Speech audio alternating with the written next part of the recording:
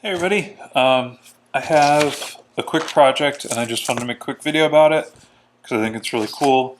It's a leather tray, but it's not wet molded, and you put it together with, I designed it for glove snaps, but I figured out that the 10mm version, that's your SKU number, of the magnetic snaps works really well too. So the problem arose this weekend when I was at game night. We played tabletop games, and we only had those like rubber trays, and they weren't fun. So I was like, I think I could design something a little better than that.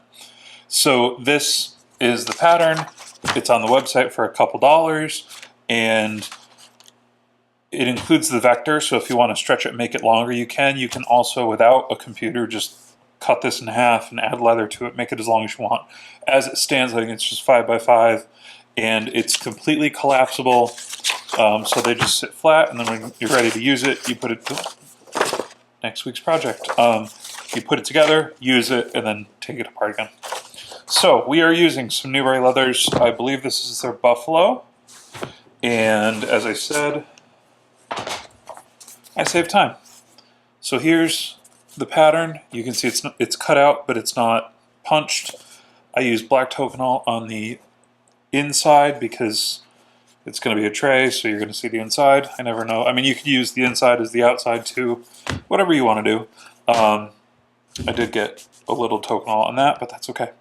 So let me show you some punching things, how to put it together. It's a quick build. Let's go. The first thing is punching. We need to punch holes for our snaps to set into, which is the little guys. Now, like I said, I designed this for glove snaps, and to be honest, it is kind of easier with glove snaps, but if the magnetic snaps are going to fit perfect, then we're going to use them for this example, so you can see, oh, that's what it's like, and then just never do it on your own because it's not the best option. So I'm just using the single punch that I used for my size for the 10mm glove snaps. Then we need a 1/2 inch punch, and I kind of trace this crudely, but as long as it's in the right position, that's okay. So what's gonna happen is,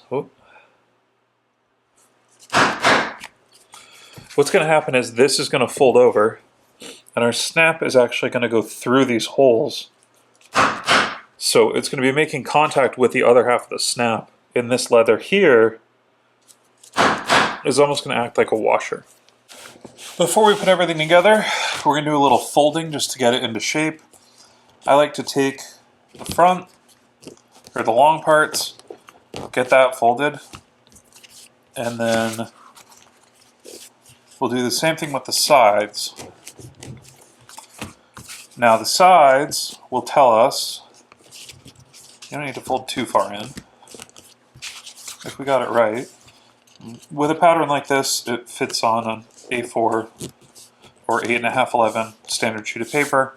Pretty simple. And then what we're going to want to do is, so this is folded down like this. I'm going to take and fold this so that it matches the hole there, because these ultimately will be snapped together. Do you need to do this? No. Is it just make it a little easier before you have all your hardware installed? Kind of. Oh, and if you want to, you can fold this part, because that's going to be tucked in as well.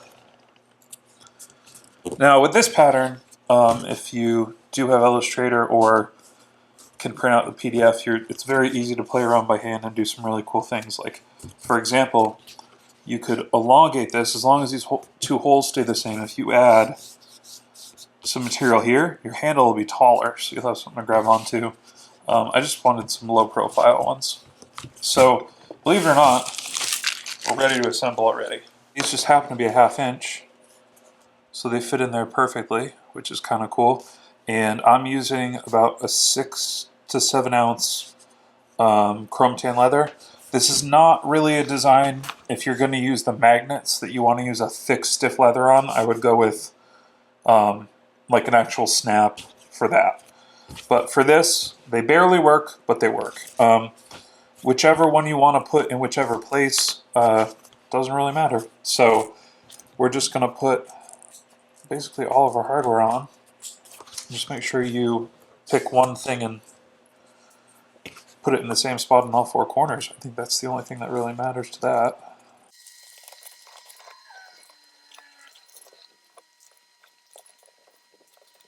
And there we go. So these set together like pop rivets. They'll clip together. They're not set in place permanently, but at least they hold their shape for you. I'm going to head to the manual press because I like setting these better in that. And it's just one to change out because it's the three-piece die. So let's get that taken care of. I found that having the big press set to one thing and the small press set to the other, because all these are adjustable, has been a really big help. So all we're going to do is set all four of these. And it sets them with perfect tension every time. You can also use the hand setter, uses the same die.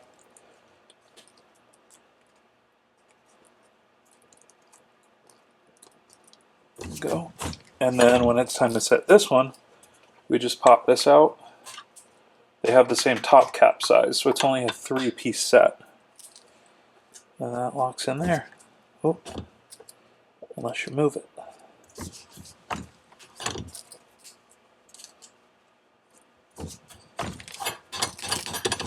Okay, so the way this goes together, well, let's take our little blue protectors off.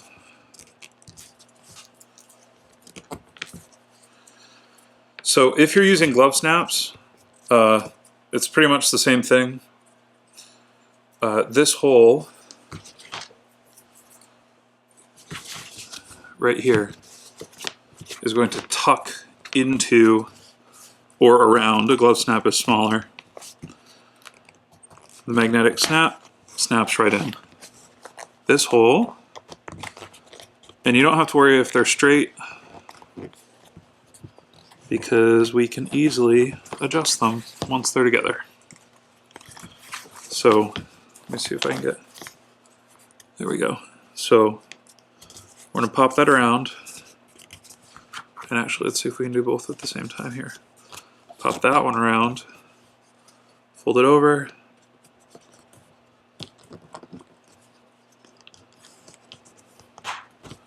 that one's in, that one's in.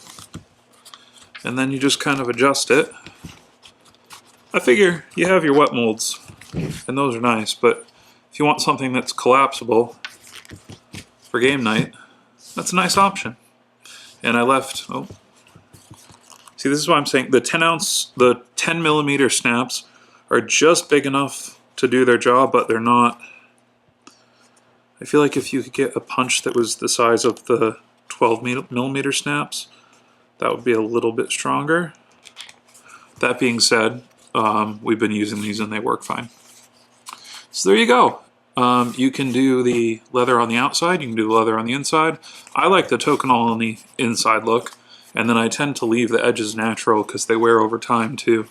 You have little handles here, and like I said, the vector's included, so you can adjust this however you'd like.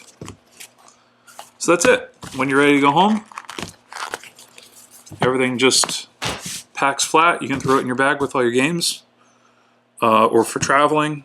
Doesn't have to be a game night thing, or just in general, wanting something that you can use selectively when you need it and put it away, and it packs flat, so you don't have to worry about the shape of it or anything like that. I just had this little idea and figured I'd put it out there in a pattern in a quick video in the middle of the week. So thank you guys so much for watching. Let me put this back together, and I'll see you in the next one.